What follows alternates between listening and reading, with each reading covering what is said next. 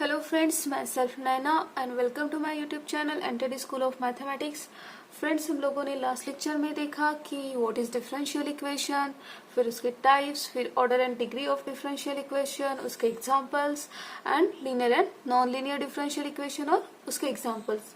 उसके कुछ एग्जांपल्स मैंने आपको एक्सरसाइज भी दिए थे फ्रेंड्स। आई होप आपने सॉल्व किए होंगे वो और आप सभी को वो आए होंगे। सो आज का हमारा नेक्स्ट टॉपिक है friends, solution of differential equation. तो चलिए देखते हैं आज का topic, solution of A differential equation. Solution of differential equation हम कैसे डिफाइन कर सकते हैं? Any relation between the dependent and independent variable when substitute in the differential equation reduces to an identity is called a solution or integral of the differential equation. It should be noted that a solution of a differential equation does not involve the derivatives of the dependent variable with respect to the independent variable or variables. इसका meaning बहुत simple है friends. क्या है, आपके पास अगर कोई relation है dependent variable, relation between dependent and independent variable का, और वो रिलेशन अगर आप अपने डिफरेंशियल इक्वेशन में सब्स्टिट्यूट करते हो और वो डिफरेंशियल इक्वेशन अगर रिड्यूस होता है आइडेंटिटी में, तो उस रिलेशन को हम क्या कहेंगे? सॉल्यूशन कहेंगे, solution of integral of the differential equation. But जो भी हमारा सॉल्यूशन रहेगा, यहाँ पे जो हमें मिलता है उसमें कभी भी डेरिवेटिव प्रेजेंट नहीं रहेगा। ठीक है, चलो इसका एग्जांपल देख लेते हैं हम। इसका एग्जांपल लिया है हमने फ्रेंड्स यहाँ पे, show that y equals to x cube is a solution of x cube into d cube y by d x cube minus 6y equals to 0। हमें यहाँ पे प्रूफ करना है जो रिलेशन है y equals to x cube, dependent variable and independent variable, ये क्या है? सॉल्यूशन है इस डिफरेंशियल इक्वेशन का। ठीक है, तो जो हमारे पास फर्स्टली गिवन है हमने वो लिख लिया है। गिवन क्या है हमारे पास? डिफरेंशियल इक्वेशन, उसको हमने इक्वेशन 1 दे दिया है, और जिसे हमें सॉल्यूशन प्रूफ करना है उसको भी हमने लिख लिया है, उसको दिया इक्वेशन 2। अभी हमारा डिफरेंशियल इक्वेशन में क्या है? थर्ड ऑर्डर डेरिवेटिव है। सो फर्स्टली हम क्या करेंगे? इसे थर्ड ऑर्डर डेरिवेटिव तक डिफरेंशिएट कर लेंगे। फर्स्ट डिफरेंशिएशन में क्या मिलेगा हमें?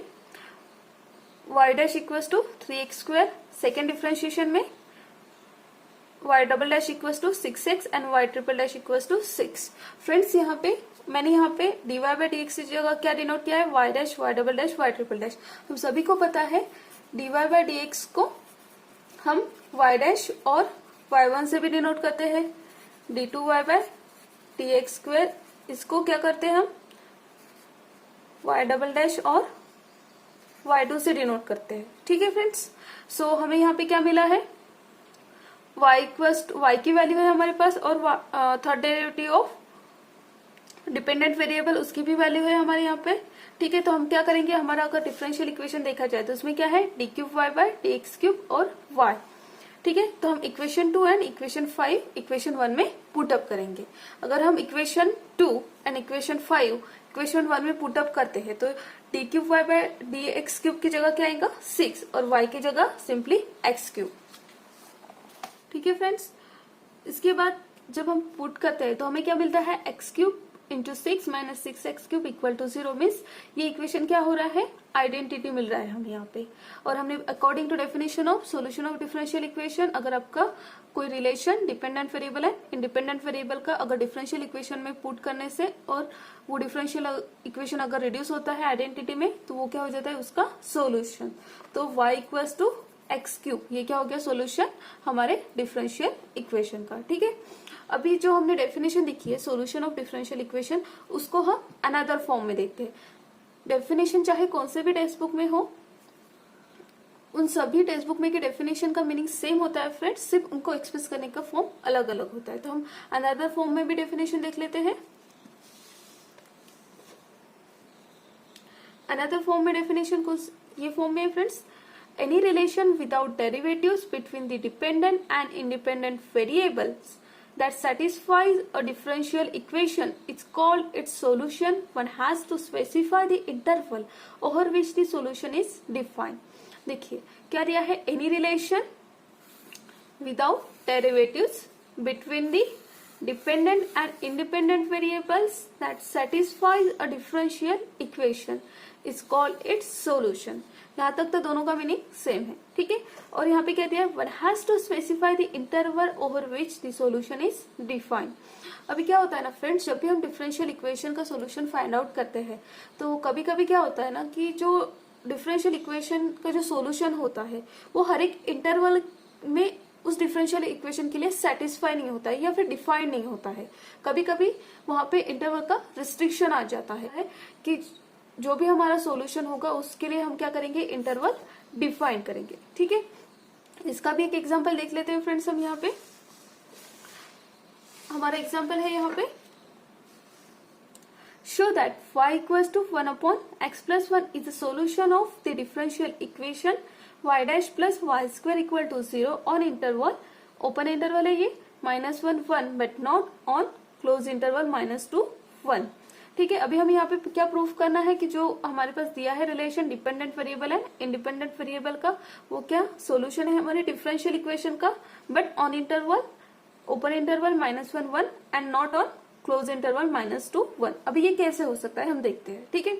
जो फर्स्टली हमारे पास गिवन है वो हमने लिख लिया है, हमारे पास डिफरेंशियल इक्वेशन है उसको हमने इक्वेशन 1 दे दिया है, हमें जो सॉल्यूशन का फॉर्म दिया है, रिलेशन दिया है dependent variable and independent variable का, उसको हमने इक्वेशन 2 दे दिया है। अभी हमारे डिफरेंशियल इक्वेशन में फर्स्ट डेरिवेटिव ही प्रेजेंट है तो हम इसे क्या करेंगे, फर्स्टली डिफरेंशिएट कर देते हैं। डिफरेंशिएट करने के बाद हमें क्या मिलता है, इक्वेशन 3 मिलता है, y dash equals to -1 upon x plus 1 whole square. अब हम फिर से क्या करेंगे, जैसे हमने लास्ट एग्जांपल में सॉल्व किया, इक्वेशन 2 एंड इक्वेशन 3 इक्वेशन 1 में पुट अप करते हैं। अगर हम इक्वेशन 2 एंड इक्वेशन 3 में पुट अप करें, इक्वेशन 1 में पुट अप करें तो क्या मिलेगा हमें, -1 upon x plus 1 whole square plus 1 upon x plus 1 whole square, जो क्या होता है आइडेंटिटी में रिड्यूस होता है। मतलब हमारा जो इक्वेशन 2 जो y equals to 1 upon x plus 1 है, ये क्या हो गया, सोल्यूशन हो गया हमारे डिफरेंशियल इक्वेशन का। अभी हमें यहाँ पे क्या करना है, इंटरवल की बात करनी है। इंटरवल की बात करने के बाद फर्स्टली हमें देखना है कि जो हमारा सोल्यूशन है उसमें ऐसा कोई पॉइंट है क्या जहां पे वो डिफाइंड नहीं है। तो हमारा सोल्यूशन क्या है, y equal to 1 upon x plus 1। यहाँ पे अगर हम x की वैल्यू -1 लेते हैं फ्रेंड्स तो क्या मिलता है हमें, यहाँ पे -1 प्लस 1, ठीक है, विच इज इक्वल टू 1/0। 1/0 क्या होता है, इन्फिनिटी, जो डिफाइंड नहीं है।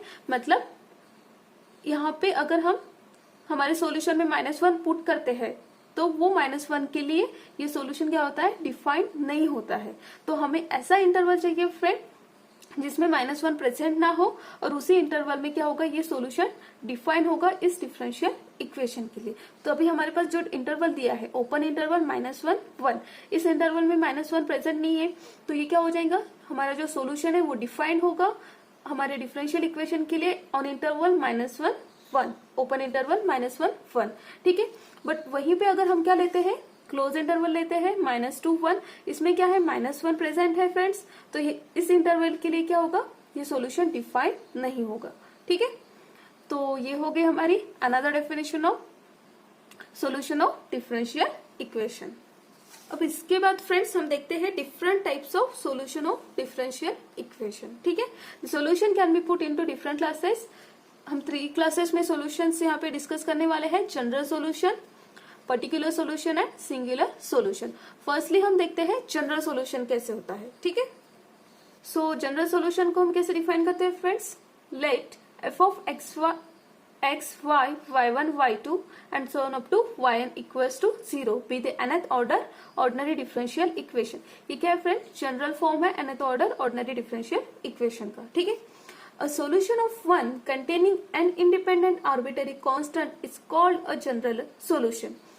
यहाँ पे क्या दिया है, सिंपल दिया है, अगर आपके पास nth order ordinary differential equation है और इसका अगर आप सॉल्यूशन फाइंड आउट करते हैं और उसमें भी क्या मिलते हैं आपको, इसमें एन इंडिपेंडेंट आर्बिट्ररी कांस्टेंट मिलते हैं, तो उस सॉल्यूशन को क्या कहेंगे हम, जनरल सॉल्यूशन। उसी को आगे हमने डिफाइन किया है, thus a function y equal to y of x is a general solution if it satisfy 2 conditions। Means हमारा जो भी nth order ordinary differential equation है उसका सॉल्यूशन हम y equal to y of x के form में मिलता है हमें, ठीक है। तो ये सॉल्यूशन जनरल सॉल्यूशन कब बनेगा, तो उसकी 2 कंडीशन दी है।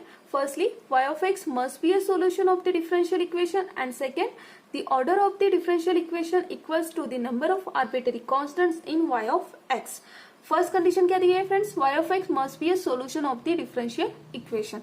तो ये क्यों दिया है, क्योंकि कोई कोई डिफरेंशियल इक्वेशन को क्या रह सकते हैं, इनफाइनाइटली मेनी सोल्यूशन भी रह सकते हैं और नो सोल्यूशन भी रह सकते हैं। मीन्स हर एक डिफरेंशियल इक्वेशन को सोल्यूशन हो ये नॉट नेसेसरी, ठीक है। तो यहाँ पे फर्स्टली बोला है कि फर्स्टली आपको उस डिफरेंशियल इक्वेशन को सोल्यूशन होना चाहिए, और सोल्यूशन है तो सेकंड इसमें क्या है, जितना आपका डिफरेंशियल इक्वेशन का ऑर्डर है उतने ही उसमें आर्बिटरी कांस्टेंट होना चाहिए। अगर ये दो कंडीशन सेटिस्फाई होती है तो जो भी सॉल्यूशन मिलेगा वो क्या रहेगा, जनरल सॉल्यूशन, ठीक है। अब इसी सॉल्यूशन को हम क्या कहते हैं, प्रिमिटिव और कंप्लीट सॉल्यूशन भी कहते हैं फ्रेंड्स, ठीक है। और कोई अगर सॉल्यूशन हमें मिलता है हमारे डिफरेंशियल इक्वेशन का और उसमें अगर आर्बिटरी कांस्टेंट प्रेजेंट नहीं है फ्रेंड्स, तो उसे हम जनरल सॉल्यूशन नहीं कहेंगे, ठीक है। अभी इसका हम एग्जांपल देख लेते हैं। लिया है, show that y equals to c x cube is solution of the differential equation x y dash minus 3y equal to 0। इसके पहले भी हमने एग्जांपल ये टाइप के सॉल्व किया है, चलो इसे भी सॉल्व कर लेते हैं। अभी यहाँ पे देखना है हमें कि कौन से टाइप का सॉल्यूशन मिलता है, जो हमारे पास टाइप्स है, ठीक है। सो फर्स्टली हमने हमारा डिफरेंशियल इक्वेशन लिख लिया, x y dash minus 3y equal to 0, इसको 1 लिख लेंगे, और y equals to c x cube जो हमें गिवन है इसको इक्वेशन 2 देते हैं। अभी हमारे डिफरेंशियल इक्वेशन में क्या है, फर्स्ट ऑर्डर डेरिवेटिव प्रेजेंट है, तो क्या करेंगे हम इसे फर्स्टली डिफरेंशिएट कर लेंगे। डिफरेंशिएट करेंगे तो हमें क्या मिलेगा यहाँ पे, y dash equal to 3cx square, ठीक है। तो अभी क्या करेंगे हम, इक्वेशन 2 एंड 3 इक्वेशन 1 में पुटअप करेंगे। अगर हम इक्वेशन 2 एंड 3 इक्वेशन 1 में पुटअप करते हैं तो हमें क्या मिलता है, x y डैश की value 3cx square minus 3y की value cx cube equal to 0। तो यहाँ पे क्या हो रहा है फ्रेंड्स, ये क्या हो गया, 3cx cube minus 3cx cube, ये क्या हो रहा है, आइडेंटिटी में रिड्यूस हो रहा है। मतलब हमें जो दिया था relation dependent and independent variable का, वो क्या कर रहा है, हमारे डिफरेंशियल इक्वेशन को रिड्यूस कर रहा है आइडेंटिटी में।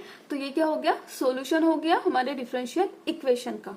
अभी इसमें देखिए फ्रेंड्स, हम जो सॉल्यूशन है हमारा उसमें आर्बिटरी कांस्टेंट कितने हैं, 1 है, और हमारे डिफरेंशियल इक्वेशन की ऑर्डर भी क्या है, 1 है।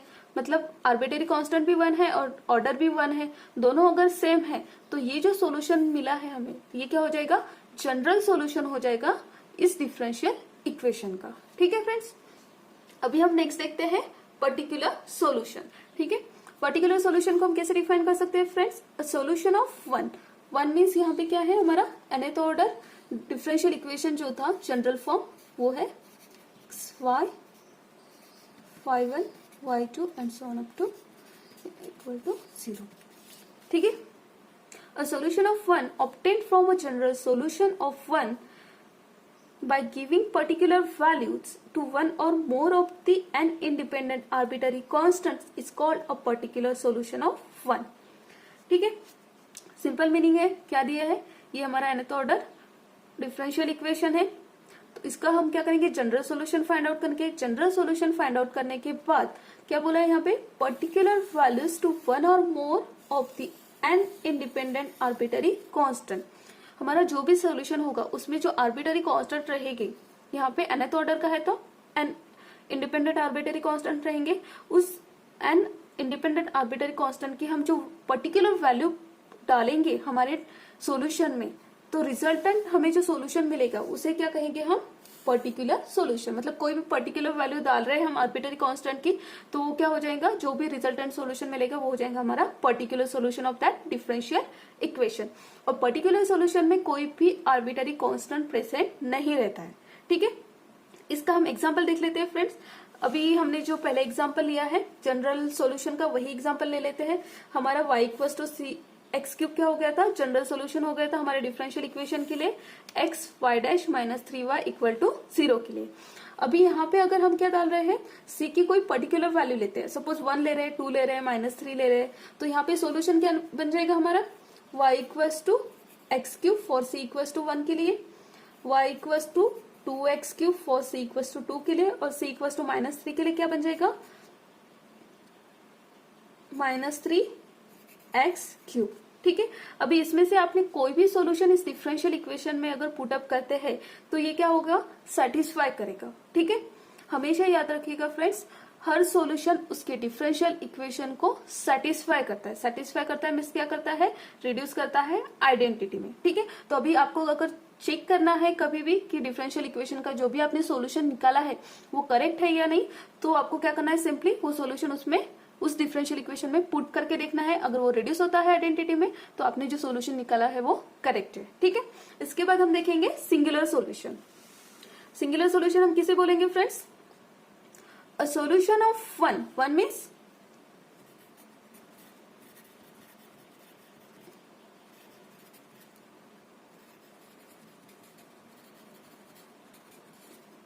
हमारा जो nth ऑर्डर डिफरेंशियल इक्वेशन था जनरल फॉर्म में, वो अ solution of one which cannot be obtain from any general solution of one by any choice of the n independent arbitrary constants is called a singular solution of one. Simple meaning है इसका, अ solution of one which can not be obtain from any general solution, जो भी solution है equation one का उसका आप उसके general solution से नहीं फाइंड आउट कर सकते हैं by any choice of an independent arbitrary constant, तो वो क्या हो जाएगा आपका सिंगुलर सॉल्यूशन। इसका हम क्या करते हैं, अभी एग्जांपल्स भी देख लेते हैं।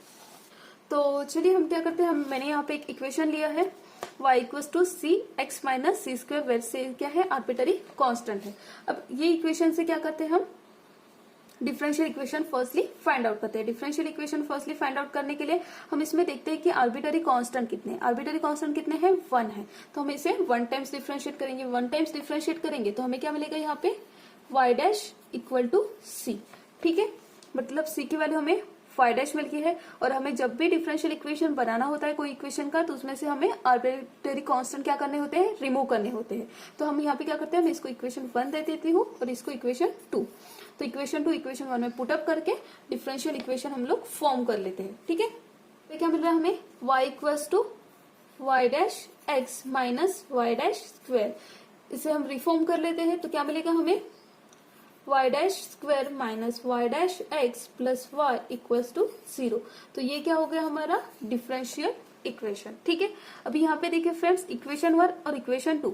इक्वेशन 1 में आर्बिट्ररी कांस्टेंट कितने हैं, 1 है, और इक्वेशन 2 जो हमारा डिफरेंशियल इक्वेशन बन गया है उसके ऑर्डर भी क्या है, 1 है।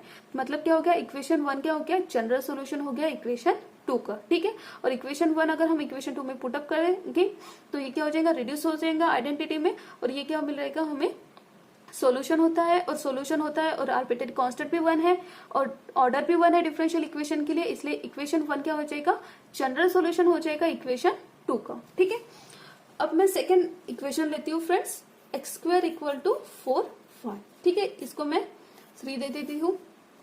अगर मैं अभी इसको डिफरेंशिएट करती हूँ तो क्या मिलेगा हमें, 2x equals to 4y dash.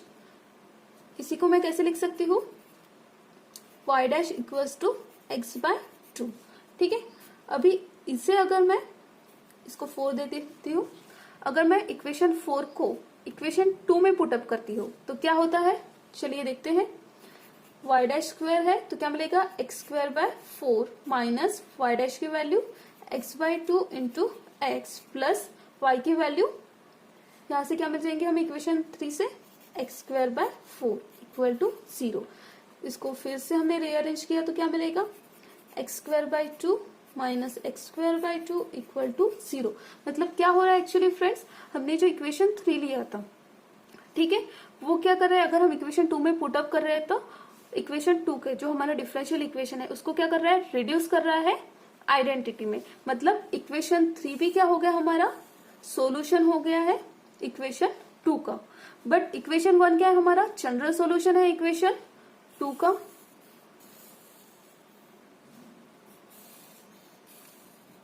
ठीक है, बट अगर हम हमारा जो इक्वेशन 1 है उसमें जो आर्बिट्ररी कांस्टेंट है c, उसकी अगर हम कोई भी रियल वैल्यू पुटअप करते हैं तो हमें इक्वेशन 3 नहीं मिलता है। बट हमने अभी प्रूव किया कि इक्वेशन 3 भी क्या है, सॉल्यूशन है हमारे डिफरेंशियल इक्वेशन 2 का। ठीक है, मतलब 1 हमारा जनरल सॉल्यूशन है और इक्वेशन 3 हमारा अनदर सॉल्यूशन है हमारे डिफरेंशियल इक्वेशन का। ठीक है, और इक्वेशन 3 जो सोल्यूशन है वो इक्वेशन 1 से हम फॉर्म भी नहीं कर सकते, कोई भी सी की वैल्यू पुटअप करे तो इक्वेशन 1 तो जनरल सोल्यूशन है, बट इक्वेशन 3 जो हम इक्वेशन 1 से फॉर्म नहीं कर सकते जनरल सोल्यूशन से, तो उस सोल्यूशन को क्या कहेंगे हम, सिंगुलर सोल्यूशन। तो इक्वेशन 3 क्या हो गया हमारा, सिंगुलर सोल्यूशन हो गया इक्वेशन 2 का। ठीक है, अब आपको समझ में आ गया होगा कि सिंगुलर सॉल्यूशन कैसे होते हैं, जो हम जनरल सॉल्यूशन से फाइंड आउट नहीं कर सकते उस सॉल्यूशन को हम सिंगुलर सॉल्यूशन कहते हैं फ्रेंड। अब इसके बाद हम देखेंगे फ्रेंड, नेक्स्ट पॉइंट है हमारा फॉर्मेशन ऑफ डिफरेंशियल इक्वेशन। तो उसकी डेफिनेशन देख लेते हैं फ्रेंड्स, हम कैसे फॉर्म कर सकते हैं। Suppose we are given a family of curves containing n arbitrary constants, then we can obtain an nth order differential equation whose solution is the given family as follows. क्या बोला है यहाँ पे, suppose we are given a family of curves. Firstly हमें इसका meaning पता होना चाहिए। Family of curves simple meaning है फ्रेंड्स, फैमिली ऑफ कर्व्स का, फैमिली ऑफ कर्व्स कैसे रहती है, a set of curves whose equation are of the same form but which have different values assigned to one or more parameters in the equation. इसको example के तौर पे suppose मैं लेती हूँ, ये हो गया हमारा xy प्लेन और मैं क्या करती हूँ, लाइंस लेती हूँ, सेट ऑफ लाइंस। ठीक है, ऐसे मैंने लाइंस ले ली है। ठीक है, इस लाइन में सबसे कॉमन क्या है फ्रेंड्स, ये क्या हो रही है, सब ओरिजिन से पास हो रही है, मीन्स क्या हुआ, सेट ऑफ कर्व्स। और ये सभी लाइंस का हम कैसे इक्वेशन के फॉर्म में लिख सकते हैं इसको, अगर हमारी लाइंस ओरिजिन से पास हो रही हो तो हमारा इक्वेशन क्या होता है उसके लिए, y इक्वल्स टू mx। ठीक है, वैसे तो लाइन का equation y equals to mx plus c होता है, बट ये ओरिजिन से पास होने के कारण c की वैल्यू क्या हो जाती है, 0 हो जाती है। तो इस लाइन के लिए हमारा क्या हो जाता है equation, y equals to mx। तो ये फैमिली ऑफ कर्व्स कैसे बनाएंगे हम, इसको कैसे बोलेंगे family of curves, a set of curves. Curves means हमने लिया यहाँ पे set of lines whose equation are of the same form. अभी यहाँ पे हम जो लिया है हमने बोला ये क्या है, सेट ऑफ लाइंस है, और इस लाइन में का कोई भी लाइन का आप इक्वेशन लेंगे तो उसको हम कैसे फॉर्म, इस फॉर्म में डिफाइन कर सकते हैं। ठीक है, इस फॉर्म में डिफाइन कर सकते हैं। और एम का है हमारा यहाँ पे आर्बिटरी कांस्टेंट है, जैसे जैसे हम एम की वैल्यू चेंज करेंगे हमें डिफरेंट लाइंस के लिए इक्वेशन मिलेगा। तो ये क्या हो गया फ्रेंड्स, हमारा फैमिली ऑफ कर्व्स हो गई।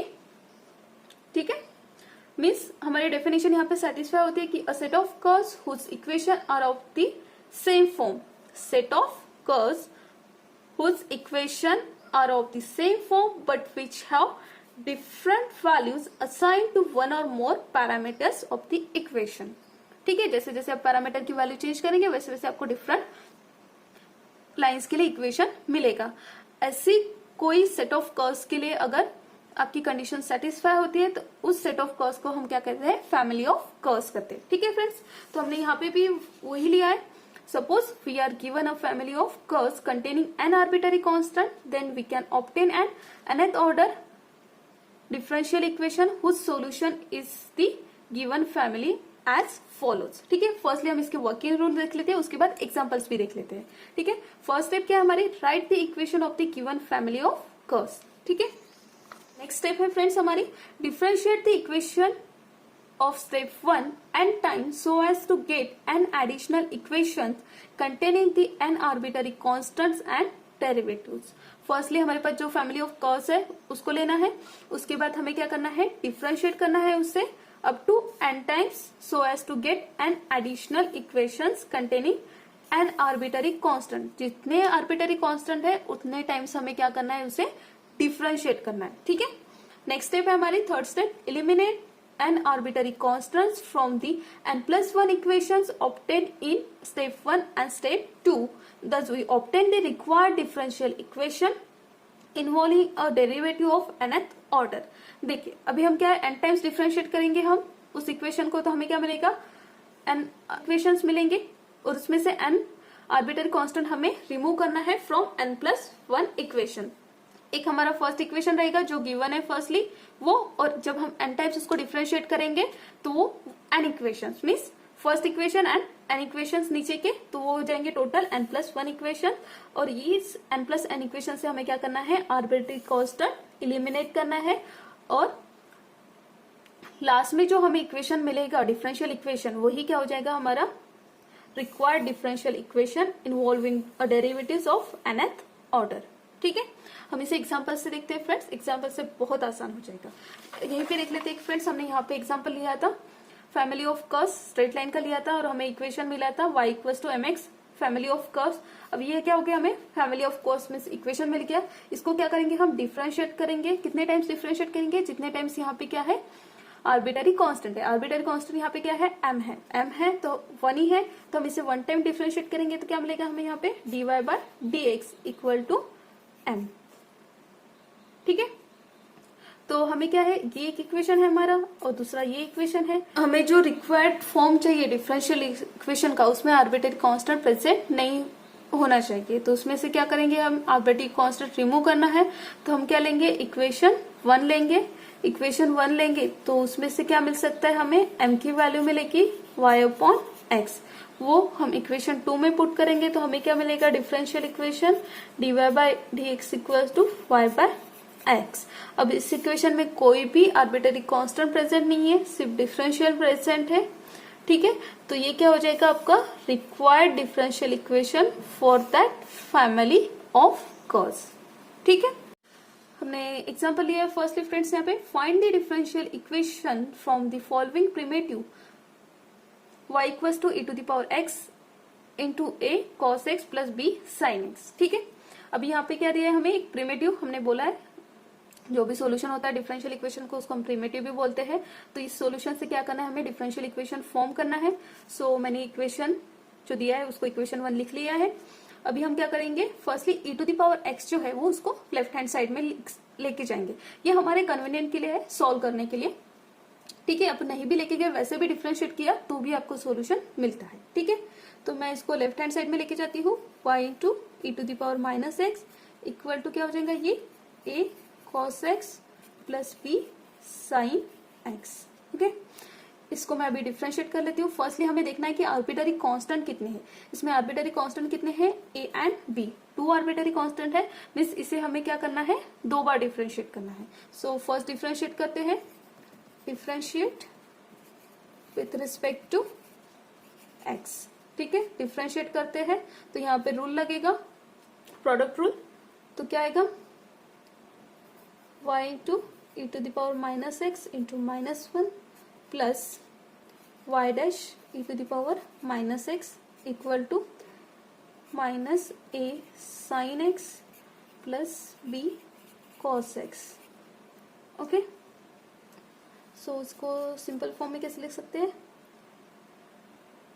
e to the power minus x minus y plus y dash equal to minus a sine x plus b cos x. ठीक है, इसको हम अगेन डिफरेंशिएट करते हैं, differentiate with respect to x।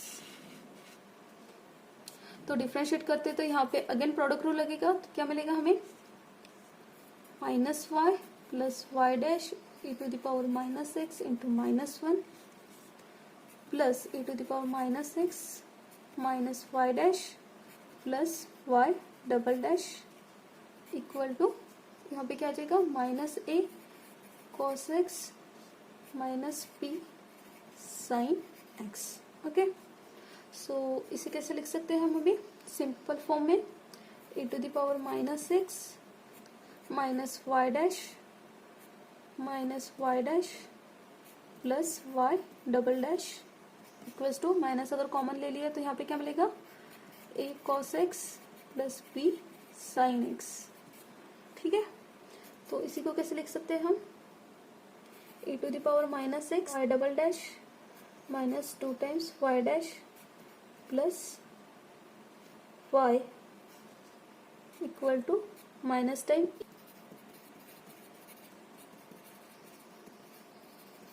अभी ये जो e to the power minus x है फ्रेंड्स, इसको क्या करूंगी मैं, राइट हैंड साइड में लेके जाती हूँ तो क्या मिलेगा हमें, y double dash minus 2y dash plus y equal to minus times e to the power x a cos x plus b sin x। ठीक है। बट इक्वेशन 1 देखिए क्या है, y equals to e to the power x a cos x plus b sin x। तो इस equation को हम इस टर्म को क्या रिप्लेस कर सकते हैं, y से रिप्लेस कर सकते हैं। तो क्या मिलेगा हमें, y double dash minus 2y dash plus y equals to minus times y। ठीक है, तो इसी को कैसे लिख सकते हैं हम फिर यहाँ पे, y double dash minus 2y dash, और इसको माइनस माइनस यहाँ पे आने पे क्या हो जाएगा, प्लस 2y इक्वल टू 0। तो ये हो गया हमारा differential equation of given primitive y equals to e to the power x a cos x plus b sin x का। और हमने जो डिफरेंशियल इक्वेशन यहाँ पे फाइंड आउट किया है फ्रेंड्स, इसमें देखिए कोई भी आर्बिटरी कांस्टेंट प्रेजेंट नहीं है, प्लस ऑर्डर कितनी है डिफरेंशियल इक्वेशन की, 2, जितने हमारे आर्बिटरी कांस्टेंट है। ठीक है, तो अभी आपको समझ में आ गया होगा कि जो भी आपको प्रिमिटिव गिवन हो उससे डिफरेंशियल इक्वेशन कैसे फाइंड आउट करें। अभी हम नेक्स्ट एग्जांपल देखते हैं। एग्जांपल है friends, obtain a differential equation of all circles which pass through the origin and whose centre are on the x axis.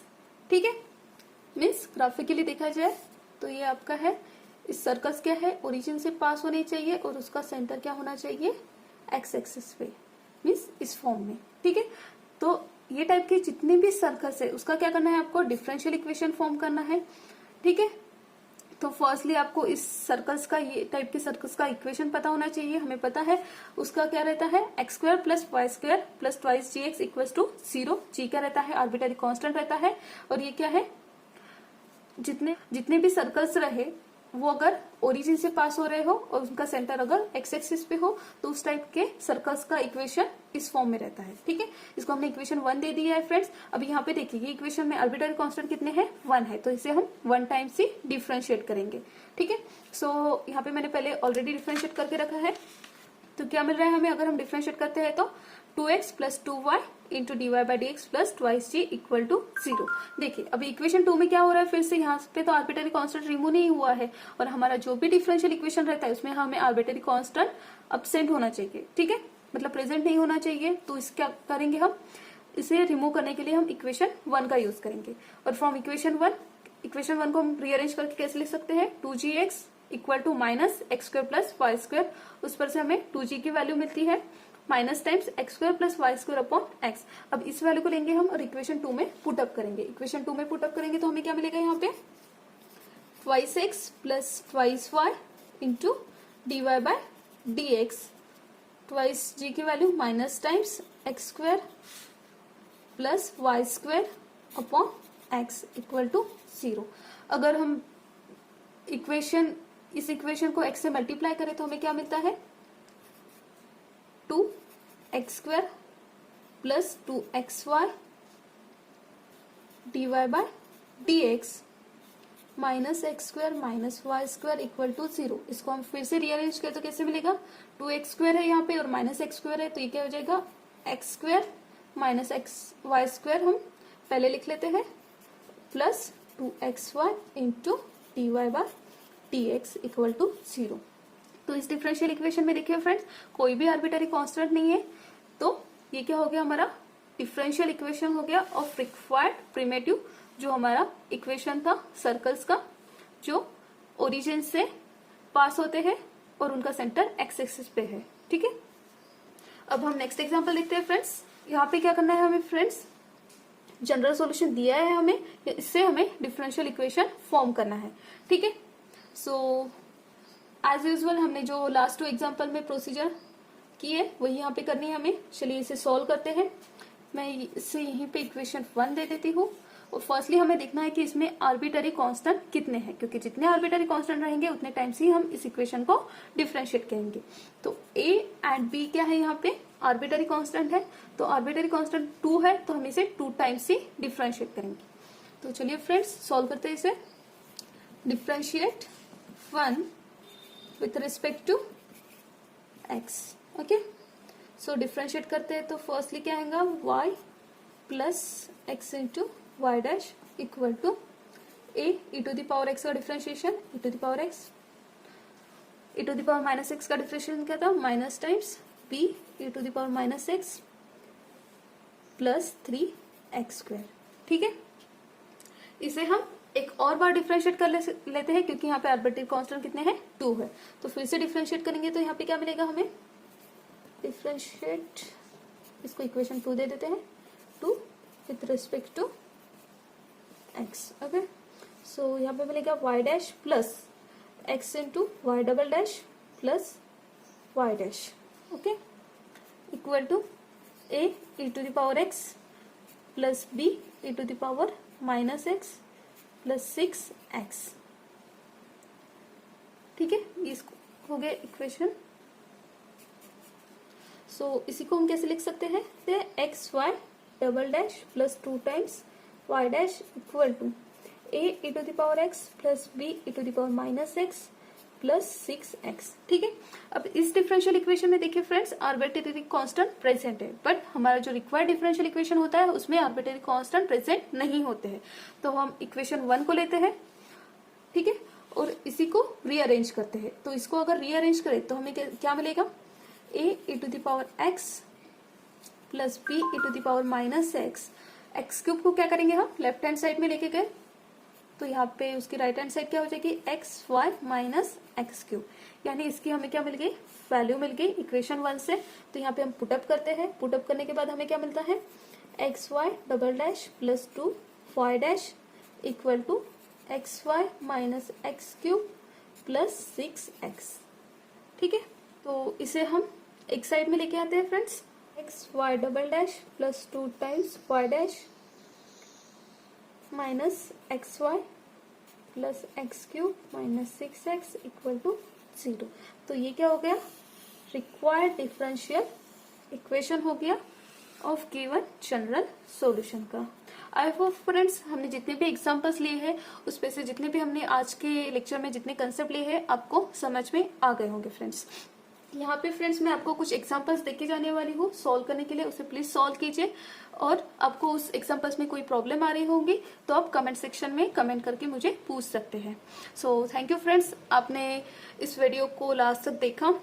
अगर आपको ये वीडियो पसंद आया होगा तो प्लीज लाइक करिए, शेयर करिए अपने फ्रेंड के साथ, और सब्सक्राइब करना ना भूलिए, और देखते रहिए YouTube channel NTD school of mathematics. Thank you.